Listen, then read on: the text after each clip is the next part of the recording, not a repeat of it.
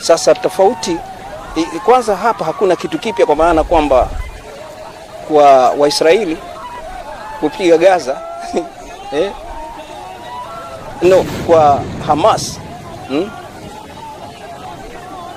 kushambulia Israeli ni kitu cha kawaida, kama vile ilivyo Waisraeli kushambulia Gaza. Lakini hii iliyotokea ambayo inaendelea sasa hivi ina picha ya kipekee na uzito wa kipekee ambao ina tofauti na hizo nyingine. Yaani katika kipindi cha miaka 10 imeshatokea hali ambayo inakaribiana na hii mara 4.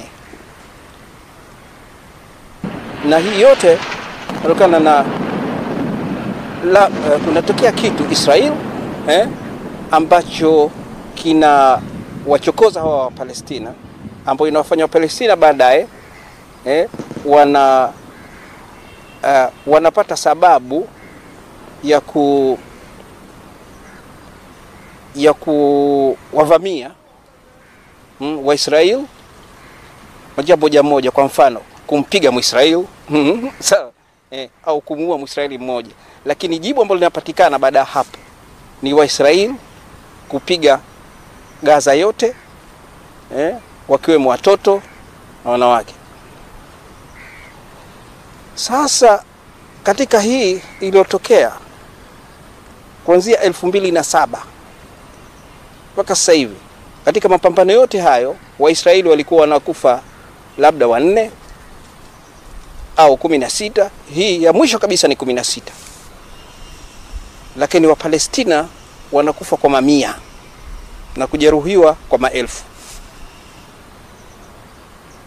Hii ya sasa hivi ni kwamba mpaka hivi ninavyozungumza, takwimu ambazo nazo za asubuhi ni kwamba Waisrael 700 kutokana na Al Jazeera, zaidi ya 700, lakini kutokana na BBC ni 1300 ambao wameuliwa na Hamas.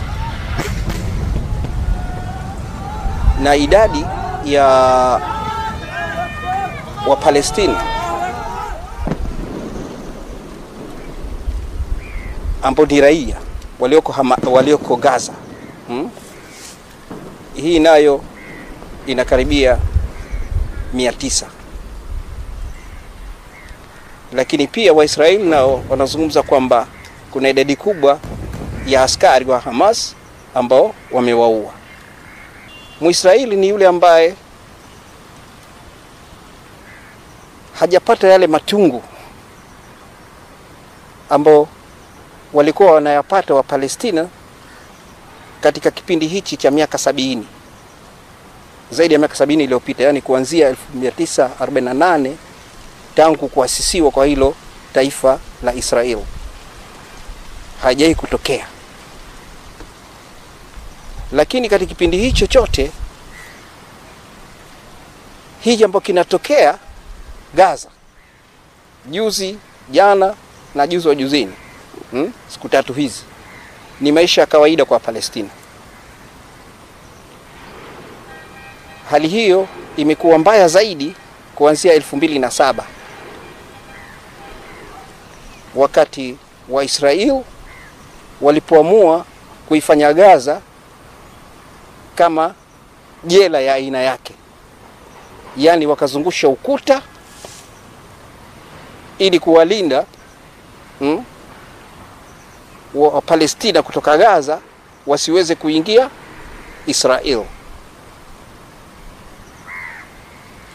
Kwa hivyo hii Gaza ambayo tunazungumza sasa hivi ni Gaza ambayo kwa upande wa magharibi imezungushiwa ukuta ambao unatenganisha wao na raia wa halali wa Israeli, au raia daraja la kwanza wa Israeli. Na kwa upande wa magharibi, huu ni upande wa mashariki kwenye ukuta, upande wa magharibi ndio imepakana na bahari ya Mediterranean. Kwa hivyo hawa watu wako kama wamewekwa kama kwenye mfuko fulani hivi, ambao sasa kila kitu ambacho kinahitaji maisha yao wanategemea Israeli. Hawa ni raia wa Israeli kutokana na sheria ya kimataifa, kwa sababu Palestina si nchi, nchi ni Israeli. Kwa hivyo hawa ni raia wa Israeli ambao ni wa Palestina. Wamewekwa katika hali kama hiyo kuanzia 2007. Huduma zote muhimu hawezi kuzipata mpaka nje ya ukuta. Yani umeme, maji, huduma zote za afya ni zote zinatoka Israeli. Na wao wenyewe kufanya kazi, wanafanya kazi nje ya huo ukuta, yani ndani ya Israeli, ambao umekuwa ni kama mpaka. Wakienda kufanya kazi huko, kwanza wanafanya kazi kwa kibali maalum cha kufanya kazi Israeli. Hii ni katika nchi yao, kwa sababu wao ni wa Palestina. Wameishi katika hali kama hiyo. Huu ni mwaka wa 16. Hiyo Gaza yenyewe eneo lake ina maili za mraba 141. Wakazi wake ni zaidi ya milioni 2. Karibu nusu ya hao wakazi ni watoto. Katika eneo hilo ambapo dogo kama hilo, ambao inakaa watu zaidi ya milioni 200, halina miundombinu na njia zake za maisha zote zimebinywa, kiasi ambacho ni kwamba mpaka wazifuate Israeli. Hata vibali vya kuoa na wengine ni lazima wapate kutoka Israeli. Ni kama vile ni nchi mbili zilizo adui. Lakini kweli ni kwamba Gaza ni sehemu ya Israeli inavyotambuliwa sasa hivi. Kwa hivyo mahala ambapo pana hali kama hiyo na watu wenyewe ni kama hao, inaonyesha kwamba hawa watu hawana kitu cha kupoteza. Kwa sababu kama kufa, wameshakufa mara nyingi, na wanaishi katika hali kama hiyo. Hiyo ni hali ambayo si maisha, kusema ukweli. Ni sawa na kusema kwamba ukitaka kupeleka mtu jela, unafaa kusema bwana mpeleke Gaza. Sasa wanaishi katika hali kama hiyo. Hapo ndio walipochimbuka hawa Hamas. Hamas ni wapiganaji ambao chimbuko lake ni hapo Gaza. Ni wapiganaji wa Kipalestina. Sasa hawa ndio walionekana kwamba wana nguvu ya kuitikisa Israeli hata kabla ya 2007. Kwa sababu ndio waliweza kupiga sehemu fulani za Israeli kwa kutumia makombora ambao wanasema ni primitive, unaona, hayana athari yote. Lakini hiyo serikali ya Israeli ikaitumia kwamba ni sababu kwamba hawa bwana wanatuvamia. Kwa hivyo sisi wa Israeli tuna haja ya kujilinda, tunao haki ya kujilinda. Hii imetokea baada ya kwamba kadri mashambulizi yote ambayo wanafanya Israeli, majibu yanayopata kwa Palestina ni watoto kuwapiga mawe ya askari Wao wanakuja na silaha, wanakuja na mabomu na mabunduki, unaona. Lakini wa Palestina ambao hawana chochote, wao huwa wanajitetea kwa mawe. Hawa Hamas ndio waliweza kuchukua silaha. Sasa je, iweje? Sasa hiyo ikawa ni sababu ya Waisrael kuishawishi ulimwengu, na nikisema ulimwengu hapa natumia hii quotes, mnafahamu, ulimwengu wa hizi nchi ambazo zinaongoza ulimwengu, Marekani, nchi za magharibi, sawa, kwa ufupi, ambazo hizi ndio zinazotawala ulimwengu, ambao kama tukenda kwenye historia huko nyuma tutajua kwa nini hizi nchi hizi ziko pamoja na Israel.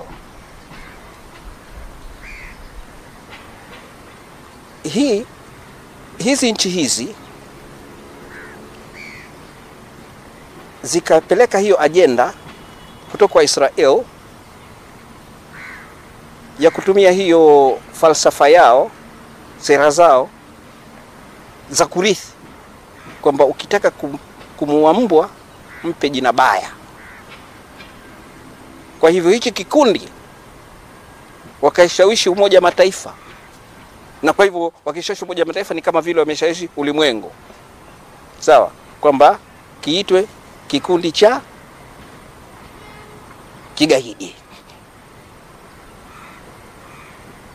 Kwa hivyo kikundi hichi cha Hizbullah, cha Hamas pamoja na Hizbullah ambayo ni ya Lebanon, unaona, hivi vikundi ambavyo vilikuwa vinaonyesha kwamba viko resistant kijeshi,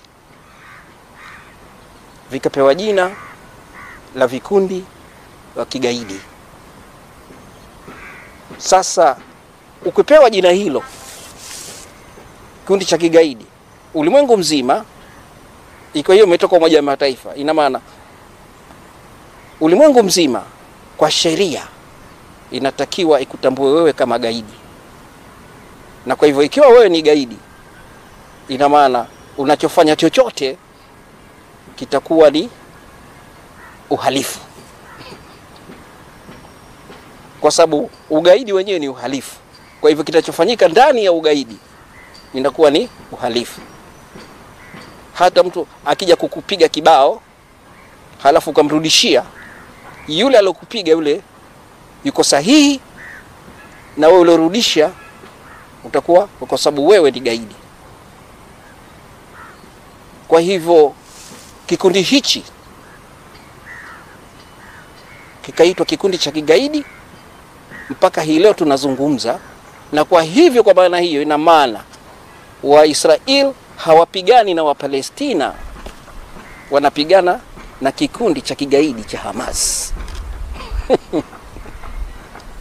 Sawa. Na kwa hivyo, kwa kutumia hiyo, Mwingereza, Marekani, Italiano na Umoja wa Nchi za Ulaya wanatangaza rasmi kuiunga mkono Israel, ambayo imeingia katika janga kubwa la kigaidi, kwamba wanapigwa na magaidi wa Hamas. Na kwa hivyo hawa wanahitaji wasaidiwe na watetewe wa Israel. Na nchi yote ambayo itazungumza vinginevyo, itaonekana hiyo nchi iko kinyume na haki za binadamu. Kwa nini inaunga mkono Hamas ambao ni magaidi?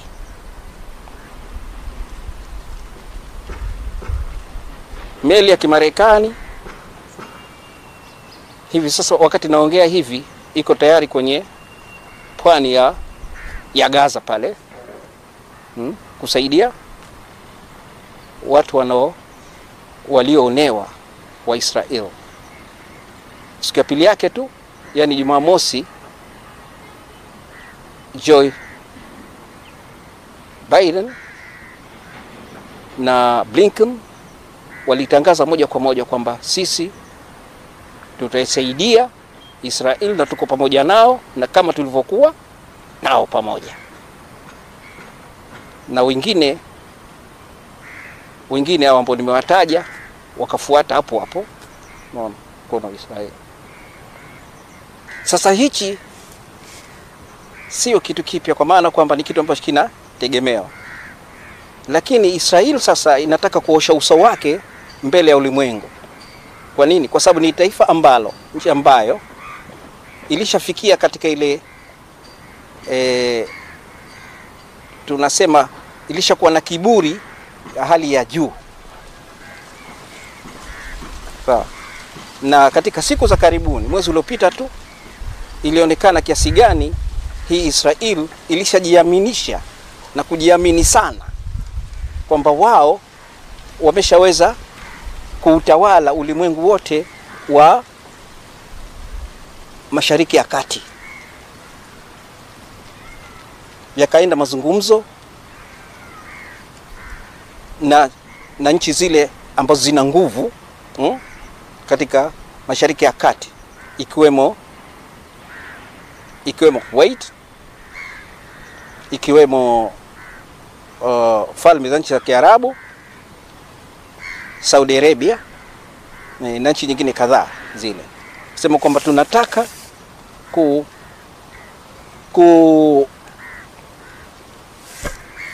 tunataka kujenga uhusiano mwema na nchi za Kiarabu, ili akiwa na maana hiyo Mwisraeli kwamba yeye sasa ndio atakuwa ni kama center ya ile Mashariki ya Kati. Sawa, kwamba lazima tujenge uhusiano mwema na hawa ili tuweze kuishi kwa amani.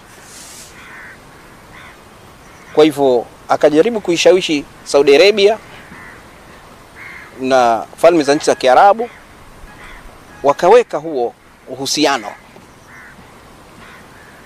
Hapa sikusudii wananchi, lakini nakusudia dola, mamlaka. Sawa?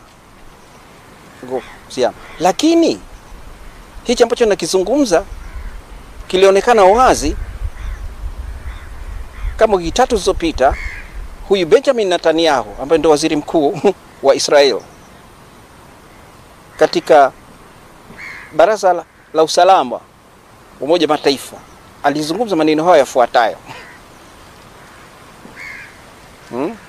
kuhusu uhusiano wake wa Israel, yani kama vile mwelekeo mpya wa siasa za Israel na mwelekeo mpya wa siasa za nchi za Kiarabu Mashariki ya Kati. Akasema kwamba sisi tunataka kujenga uhusiano mwema na hizi nchi nyingine za Kiarabu ili kuleta amani ya kudumu Mashariki ya Kati. Na tunaona hilo ni swala muhimu zaidi. After all, wa Palestina, yani kwa maana nyingine, kwani hawa Palestina wao ni 2% tu ya Waarabu. Kwa hivyo sisi tunasisitiza zaidi uhusiano na hawa, unaona, na sio wa Palestina, yani wa Palestina kama vile hawapo. Alizungumza hiyo kwenye wa Baraza Kuu la Umoja Mataifa kwamba swala la Palestina hawa hili sasa la kushughulikia. Sawa, sisi tunataka tujenge uhusiano na hizi nchi nyingine, unaona, hayo mambo mengine ni mambo yetu ya ndani, hawa Palestina tutashughulikia wenyewe. Sasa hiyo ilikuwa na maana gani? Hiyo maana yake ni kwamba uhusiano na hizi nchi ambazo Israeli ilikuwa inajaribu kujenga, hii kwa Kiingereza tunasema at the expense ya Palestine. Yani ni kwamba ule uhusiano ule ilikuwa sio faida, lakini ni hasara kwa Palestina. Yani kwamba zile nchi nyingine zote zimeshaungana na Waisrael, na kwa hivyo unaona Palestina sasa amebaki peke yake, kama vile alivyokuwa alishaachwa na hizi nchi nyingine wakati ilipotokea migogoro ya Ukraine na Russia. Lakini hii sasa ikajenga muhuri kabisa kwamba sisi wa Palestina is not an issue at all.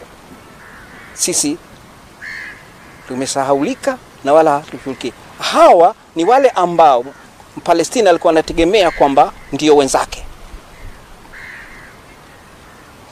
Hii ilitokana na hivi kwamba Msaudia anahisi kwamba kuwa na uhusiano na Muisrael kungemwezesha yeye kupata nguvu zaidi ya kupigana na Iran. Iran ambao ni hawa ni mahasimu wawili, mahasimu wawili Mashariki ya Kati. Haya ni mataifa makubwa mawili ya Mashariki ya Kati. Ni kama watawala wawili wa Mashariki ya Kati ambao wanapigania maeneo sawa na utawala. Sasa adui mkubwa wa Muisrael ni Iran, ambaye ndio adui mkubwa wa Marekani vile vile. Kwa hivyo kuungana na Muisrael kutamfanya Saudi Arabia aweze kuwa na nguvu zaidi ya kupigana na Iran. Sawa. Hii ilishajionyesha kwenye vile vita vya Yemen. Yemen pale Saudi Arabia yuko pande mmoja na Houthi ambaye anasaidiwa na Iran yuko pande mwingine. Zaidi ni kwamba hawa Hamasi wenyewe pia ni washirika wa Iran. Na Hezbollah iko Lebanon, ile ambayo ilimshinda Muisrael katika vita vile vya 2006. Hawa wote wana mwelekeo na Iran, ndio wasaidizi wake, ndio wanaosaidia. Kwa hivyo hivi ni vita vya kisiasa baina yao, lakini hayo yote sasa loser ni Palestina. Sasa ilipotokea hii ya juzi, imemweka Saudia katika hali ya utata, huku Mpalestina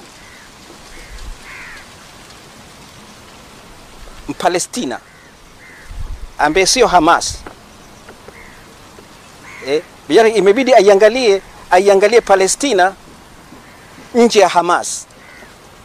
Ilipotokea hiyo, sasa Saudia anashindwa kutangaza kwamba nilifanya kosa kujenga urafiki na Muisrael, lakini pia anashindwa vile vile kusema kwamba anaiunga mkono Hamas. Badala yake ameishia kuchukua kitu ambacho tunasema neutral,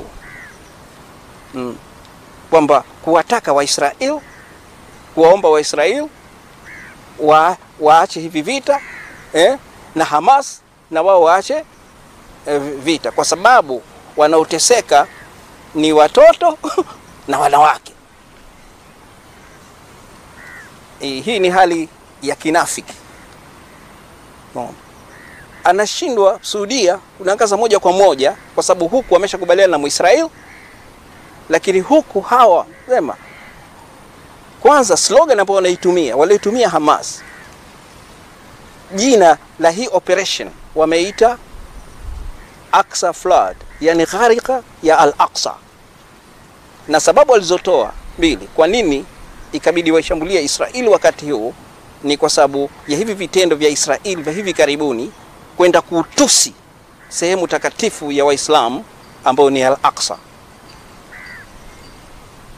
kushajiisha na wao wenyewe kushiriki, unaona, kama askari kuwalinda wale watu ili walikuwa wanaitukana Al-Aqsa wakati wa ibada ya Waislamu. Hii ni sababu moja ambayo imeibua hivi vita vya hivi karibuni. Sababu nyingine waliotoa Hamas ni kutokana na unyanyasaji maonevu yanayoendelea na yaliyoendelea ya Israel dhidi ya Palestina. Sasa katika hali kama hiyo, Saudia hawezi akasema kitu, Kwa hivyo imebaki kujiweka katikati na kuzungumza maneno ambayo ni ya kidiplomasia, tofauti na hawa wengine wa magharibi, kwa sababu wa magharibi wa msimamo wao unajulikana. Kwa nini hao msimamo wao unajulikana? Kwa sababu ni wao waliweka Israeli pale mwaka 1948.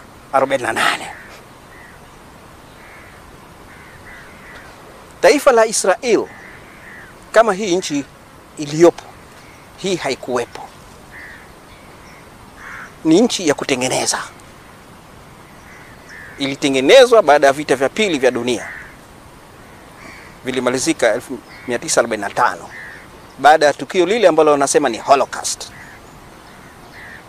Kwa hivyo wakakaa hawa mataifa washindi manne, ikiwemo Marekani, Uingereza, Ufaransa na shirikisho la Kisovieti Urusi. Wakasema kutokana na hii Holocaust iliyotokea, yani Wajerumani wa Hitler hawa, wakawachukua hawa Wayahudi walikuwa wanaishi Ujerumani na Poland, wakaweka kwenye kambi, hizi kambi za mateso. Halafu Hitler akawapiga gas, akawaua kwa gas. Waisraeli wenyewe na watu wa magharibi wanasema hao walikuwa ni Waisraeli milioni 6 waliwekwa kwenye hiyo kambi.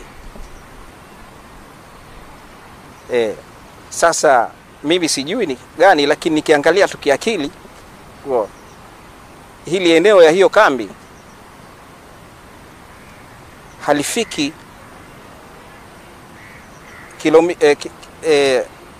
kilomita za mraba 1 au 2. Sasa sijui kama mahala kama hapo wanaweza kukaa watu milioni 6, sijui. Lakini hii ikawa ndio sababu kubwa iliyotangazwa ya kuwatafutia hawa watu mahala pengine ambapo wataishi kwa amani baada ya kuishi katika ukimbizini katika nchi tofauti kwa miaka karibu ya 1300. Kwa hivyo sasa ni wakati kwamba hawa watu tuwatafutie mahala. Sasa hii historia hapa ni muhimu kidogo, kwa sababu hakuna tukio ambalo linatokea bila kuwa na mzizi wake wa kihistoria. Tukio hili halikutoka mbinguni. Halikuteremshwa, unafahamu, kama ilivyoteremshwa adhabu ya Mungu kwa watu wa Nuh na watu wa